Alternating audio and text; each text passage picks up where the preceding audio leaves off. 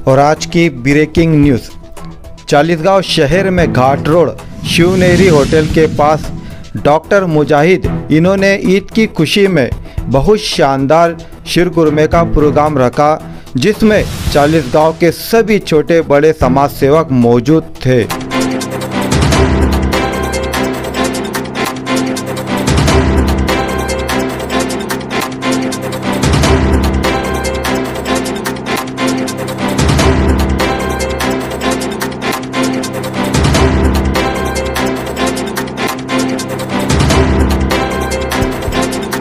डॉक्टरों की एक टीम के साथ पुलिस प्रशासन भी मौजूद था। इस मौके पर चालीसगांव के पीआई किरण कुमार कबाड़ी सर ने क्या कहा, चलिए हम आपको बताते हैं। त्याचे शेअर फक्त वाचतो ते लक्षात राहत नाही, तर तुम्ही कसे काय लक्षात ठेवता नंतर मला सांगा तुम्ही।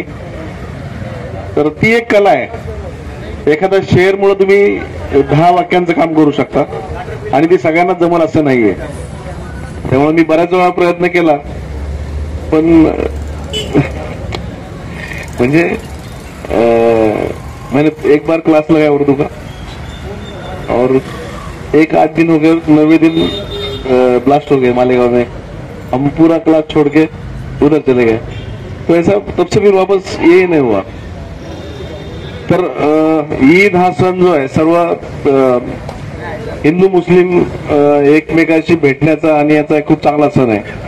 पूर्वीच्या काळी काय होतं की एक 3-4 हिंदूंची घरं गेलं की 4थं घर मुसलमानांचं असायचं, म्हणजे सर्व मिश्र राहायचे, त्यामुळे एकमेकाची दुःख सगळी माहीत असायची आणि मुस्लिम मनामध्ये काय चाललंय किंवा हिंदू मनामध्ये काय चाललंय ते सगळं माहीत व्हायचं। पण आता काय झालं, बऱ्याच मागील 25-30 वर्षापासून असे विभाजन झालेलं, म्हणजे एका बाजूला हिंदू वस्ती एका बाजूला मुस्लिम वस्ती, त्यामुळं बऱ्याचशा गोष्टी लहानपणापासून माहीत होत नाहीत किंवा हम दो हमारे दो किंवा हम दो हमारा एक, ह्या गोष्टीमुळे पण काय ते एकच पोरग असतं, ती आई बाहेर कोणाला पाठवत नाही आणि त्यामुळे त्याला माहीतच होत नाही जगात वेळेला, फक्त सकाळपासून ते दांडके घेऊन बसलेले असते। पूर्वीच्या काही बरीच घरातली पोरं असायची, सगळी बाहेर खेळायला असायची आणि त्याच्यामुळं हिंदू मुस्लिम एकोपा राहण्यासाठी खूप मदत व्हायची। पण आता हे सगळं स्टार फॅमिलीजमुळं हे नवीन नवीन प्रॉब्लेम झालेले आहेत, तर आपण ते कुठेतरी असे कमी करता येईल अशा प्रोग्राममुळे किंवा याच्यामुळं एकमेकांच्या बद्दल माहिती होते। आणि आज हा बघितलं मी, बहुतेक जास्त करून मेडिकल क्षेत्रातील लोक जास्त आहेत याच्यामध्ये आणि त्यांनीच हा सगळा कार्यक्रम केला, डॉक्टर मुजाहिद, तर त्यांचा मी खूप खूप आभारी आहे की त्यांनी हा चांगला कार्यक्रम आयोजित केलाय। ईद नंतर आम्ही त्या दिवशी बरेच शीरकुर्मा खाल्ले, पण त्यानंतर पण तो शीरकुर्मा खाऊशीच वाटतो, त्यामुळे आज मी त्यांचा आभार मानतो। आणि यांनी मगाशी सांगितलं की कबाडी साहेबांनी सगळ्यांच्या मनावर राज्य केलं, तर मी सगळ्यांच्या मनावर राज्य नाही केलं। जे कायदा मानतात त्या लोकांचा मी आदर करतो, जे कायदा मानत नाहीत त्यांना मी जवळ पण उभं करत नाही आणि त्याला सोडत पण नाही। आमचं ते एकच तत्व आहे की आमच्या पोलीस स्टेशनमध्ये वृद्ध, महिला, मुलं किंवा गोरगरीब यांना यायची भीती वाटली नाही पाहिजे आणि जे कोण गुंड आहेत, मवाली आहेत, त्यांची हिंमत झाली नाही पाहिजे पोलीस स्टेशनला यायची, आणि आम्ही ते पाळलंय, त्यामुळं आम्हाला यश मिळालंय। आम्ही कुठलाही माणूस आला त्याला परत पाठवत नाही, त्याचा गुन्हा दाखल करून घेतो आणि त्या समोरच्यावर कारवाई करतो आणि त्याचं फलित आज हे दिसतंय, आपलं जे लॉ अँड ऑर्डर दिसतंय त्याला दुसरं काहीच कारण नाही। फक्त काय होतं की आम्ही मांडवलीच्या एकदम विरोधात आहे।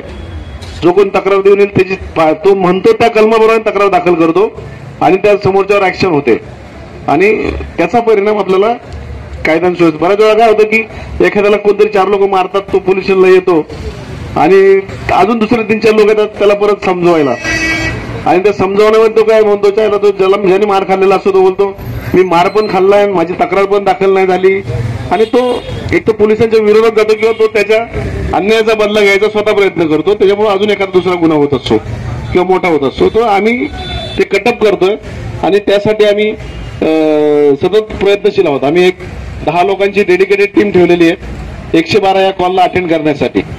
तुम्हाला जर आश्चर्य वाटेल, आमच्या 112च्या नंबरवर एवढे कॉल येतात सकाळपासून संध्याकाळपर्यंत, रोजचे 25 ते 30 कॉल येतात आणि काही पण, म्हणजे नवरा बायकोचं भांडण झालं तरी बायको फोन करते माझा नवरा मला मारतोय, बाप फोन करतो माझा पोरगा मला मारतोय, आई फोन करते की माझा पोरगा मला सांभाळत नाही, मला बाहेर काढलंय। हे असे अनेक कॉल आमच्या दिवसभरात वेगवेगळ्या याच्यात अटेंड केले जातात आणि त्याच्यामुळं लगेच फायदा होतो की 112ला कॉल केल्यानंतर आम्ही 3 ते 4 मिनिटाला आम्ही पोहोचतोय. आणि आता मी लवकरच ह्या सगळ्या चौक्यांना 24 तास पोलीस ठेवायचा प्रयत्न करतोय. त्या दृष्टीने माझं ड्युटीचं नियोजन चाललेलं आहे. आमच्याकडे 2 गाड्या आहेत, रात्रीच्या 2 गाड्या, 4 मोटरसायकल या सगळ्या भागात फिरत असतात. रात्रीच्या वेळेला पण आपले जवळजवळ 15 ते 20 लोक याच्यामध्ये असतात, पेट्रोलिंग मध्ये असतात. त्यामुळे आपलं प्रॉपर्टी ऑफेन्सचं प्रमाण कमी झालेलं आहे. पण होतं काय की आता आम्ही लोकांच्या प्रॉपर्टीचं संरक्षण करतो, पण लोकांना कोणतरी फोन करून कॉल करतं आणि सांगतं की तुम्हाला मी स्वस्तात तुमच्या म्हणजे पैसे गुंतवणूक करून देतो, तुम्हाला 5% 10% दर महिन्याला मी तुम्हाला देतो, किंवा तुम्हाला मी नोकरी लावून देतो, किंवा तुम्हाला मी सोनं बक्षीस देतो. आणि अशा पद्धतीने लोकांच्या बँकांमधून पैसे काढले जातात.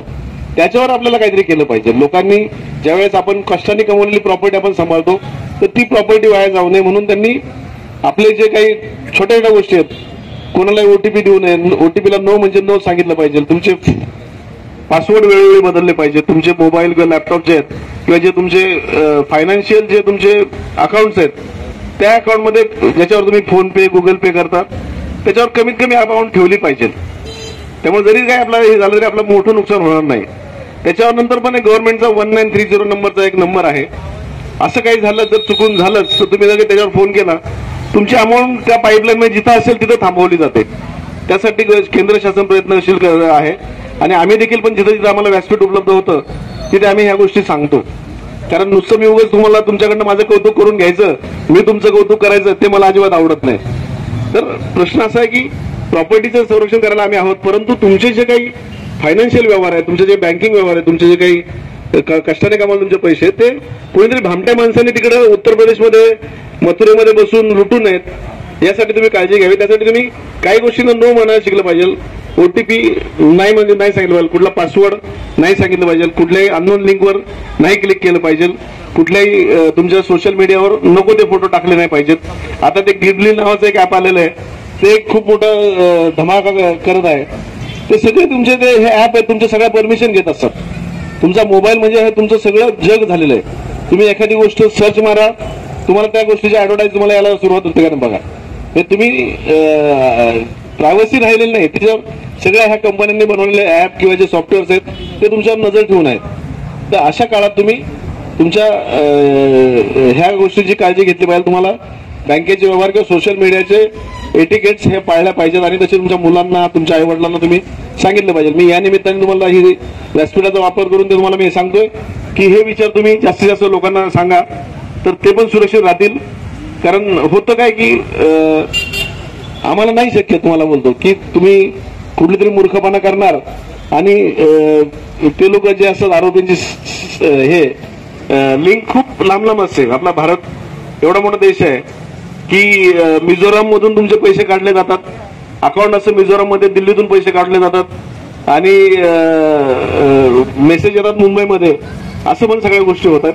तर आपण ह्या निमित्ताने मी तुम्हाला सणाच्या निमित्ताने सांगतोय की आपण आपला अकाउंट आणि हे जे काय हे सुरक्षित करा. कुठल्याही अफवांवर किंवा याच्यावर विश्वास ठेवू नका आणि काय असेल तर 112 किंवा 1930 कॉल करा. आम्ही समर्थ आहोत आपलं संरक्षण करण्यासाठी आणि जे कायद्याचा मान करणार त्यांचा आम्ही नक्कीच मान ठेवणार. या ठिकाणी मला सगळ्यांनी आपण बोलवलं आणि मी ते एटिकेट मोडून आपण आता नाव सुचवा, मी अध्यक्षाचं नाव सुचवतो. मी जाताना मध्येच उठून मी बोलून जात आहे.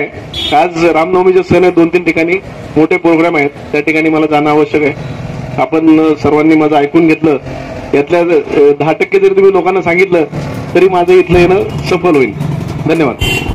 ये एक बहुत अच्छा प्रोग्राम रहा जिसमें भाईचारा और एकता का संदेश देखने को मिला। ऐसे प्रोग्राम हर शहर में, हर क्षेत्र में होना चाहिए। इससे आने वाली पीढ़ी को एक अच्छा मैसेज मिलेगा।